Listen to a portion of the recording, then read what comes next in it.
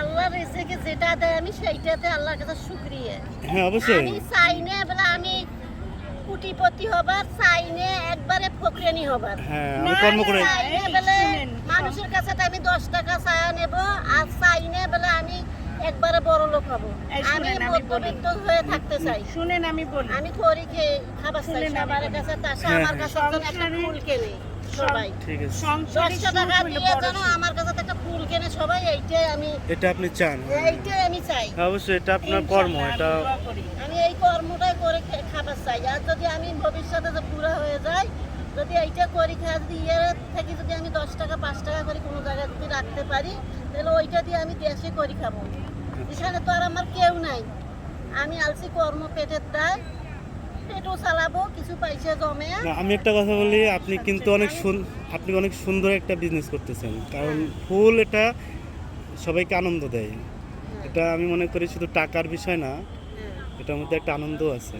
আমার তো এটা দেখতে, ওনার এই এটা দেখতে আমার এত ভালো লাগে। ভবিষ্যতে তো হ্যাঁ বলেন। আমি কি বাড়ি এখনকার ছেলে বউয়ের ঘর এখন শাশুড়ি শ্বশুরের ঘর দেখতে পায় না। সেটাই। কত কত বড় বড় মানুষ দেখছি, কত বড় লোকের বাড়িতে দেখছি।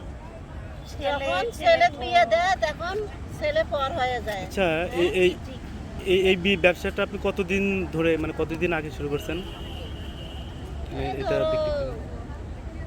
4-5 বছর। 4-5 বছর। তাই তাহলে গ্রামে বাড়ি ঘর করছেন? আছে আমার বাড়ি ঘর। জান আপনার বাড়ি ঘরে বুড়া বয়সে আমি থাকবো। আমার তো কেউ নাই। হ্যাঁ, দুইজন মিলে।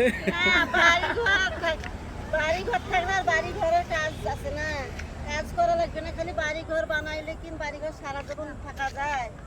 ওটা তো কাজ আছে বছরে 6 মাসে 5 মাসে, হ্যাঁ কাজ আছে না। সেই জন্য তিনি একটা কাজ করে খাওয়ার জন্য যেন সারা জীবন যেন ওইরকম করে গ্রামে একটা দোকান দিবেন। হ্যাঁ এইটা আশা। আর রংপুরের মানুষ খালা দোকান দিলেও কিন্তু ফুল অবশ্যই বিক্রি করবেন, ঠিক আছে? এখন কিন্তু গ্রাম অঞ্চলে এগুলো চলে। গ্রাম অঞ্চলে হ্যাঁ, ওখানে তো বেশি আপনার ইয়া হয়, দেখেন না, অনেক প্রেম করে ভালো।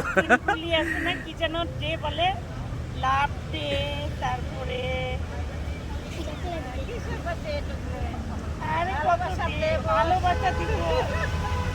তুমি বসো, হ্যাঁ পয়লা হ্যাঁ সামনে বসো, এখানে বসো, দেখা যাবে না। আমার কাছে পয়সা থাকো। আমার খুব প্রিয়।